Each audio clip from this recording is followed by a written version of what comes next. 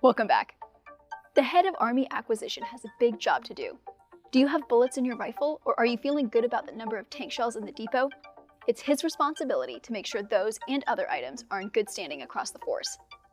The man in question, Doug Bush, dropped in for a conversation with reporter Jen Judson about his office's recent accomplishments and areas where he wants to see acquisition move faster.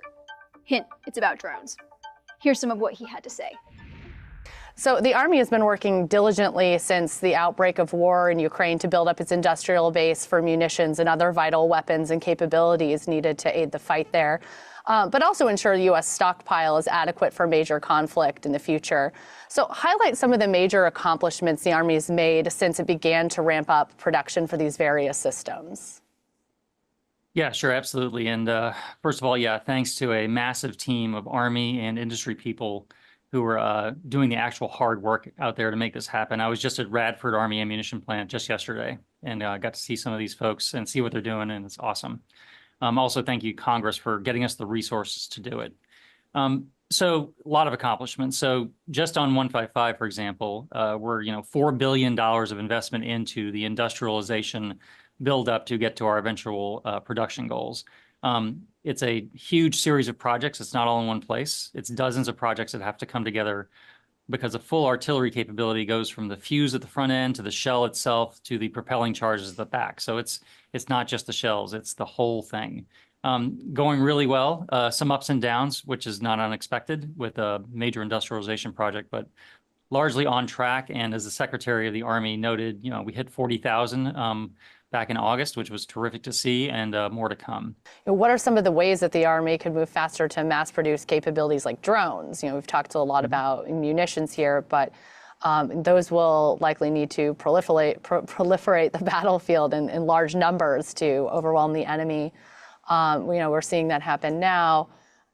So what are you doing in that area in terms of being able to mass produce drones at an affordable and mass scale? Well, the first one is a different version of competition, and that's having multiple sources. So we are very lucky in the unmanned aircraft space to have so many new innovative companies entering the space, and we are taking advantage of that. We recently did a contract award for our new company-level unmanned aircraft system to almost entirely new entrants to the space. It's awesome, and we had 6 companies compete.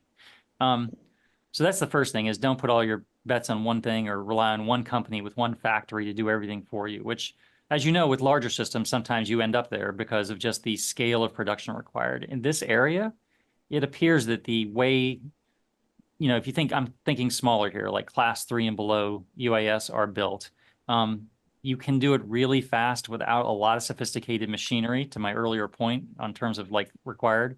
A lot of it is people hand building things, but they can do it very quickly if you get a lot of people. So the piece parts can be brought together. You're seeing Ukraine do it, for example, on an industrial scale. So we want to emulate that. However, I don't want the government to necessarily micromanage it. I want industry to bring innovation on how to manufacture things to us. And I think in this area, certainly with drones, we are certainly seeing that, and it's awesome. Because, as you mentioned, we need to not just have good UAS and drones, but we need them at potentially very large scale and very quickly. So they're somewhere between a munition and the way we think about a large platform, but we want them in kind of quantities we get munitions in.